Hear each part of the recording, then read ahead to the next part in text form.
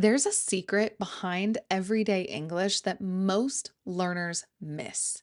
Native speakers use it all the time, but learners often avoid it because it seems too difficult. That secret?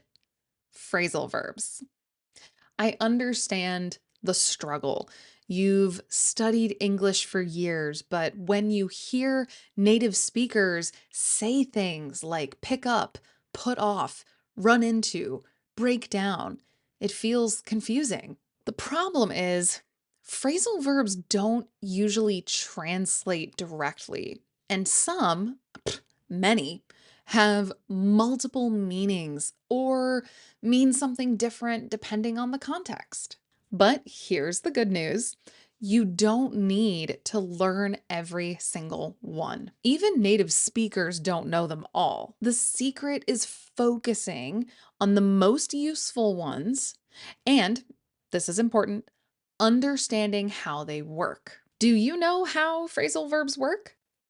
If you see run into, you might know it means to meet by chance, but do you know how to actually use it in a grammatically correct way? Today, I'm going to quickly explain phrasal verbs. Step one is the form. Phrasal verbs are just a normal verb plus a little word called a particle or preposition. That particle changes the meaning. For example, run into. Run into means to meet or encounter by chance. Now, the verb changes depending on who is doing the action and when, meaning the verb gets conjugated. So if this happened in the past, I would say ran into. If it's in the future, I would say will run into. But the into part doesn't change, just the verb. Step two, some examples. So, how do we use this in real life? In the past, I can say something like, I ran into my neighbor at the store. Now, this doesn't mean I ran into my neighbor at the store. This means I was at the store and I saw my neighbor, and my neighbor saw me, and oh, hi, neighbor, like that. It means to meet just by chance. Another example, she ran into some problems at work. You don't have to just run into people. You can also run into things like problems at work. Step three is to take phrasal verbs and connect them to your life. When you learn a phrasal verb, don't just memorize the definition. Learn a couple of real life sentences so you can copy the rhythm and use it naturally. And the more you connect it to your life, the better you will remember it.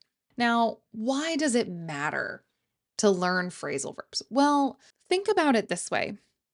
Your textbook might say, I encountered my friend yesterday.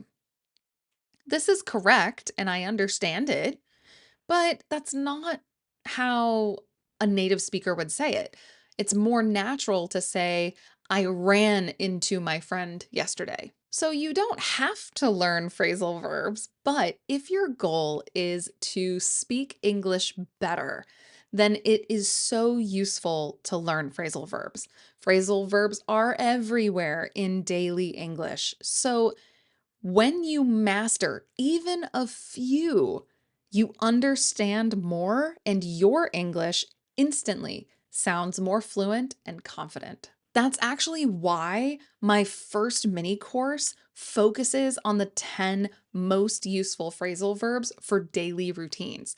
Not 500, not 1,000, just the ones you'll actually hear and use. That course, by the way, is available now, and you can get it at my website, www.missjeanteaches.com. Don't be afraid to learn phrasal verbs. There are many and they can be very confusing, but they add so much natural flavor to your English. English isn't just about knowing words, it's about knowing how people really use them. So, phrasal verbs are one of the biggest secrets behind everyday natural English. What's a phrasal verb you heard recently? Let me know in the comments. Thanks for listening, my friends. Until next time, bye.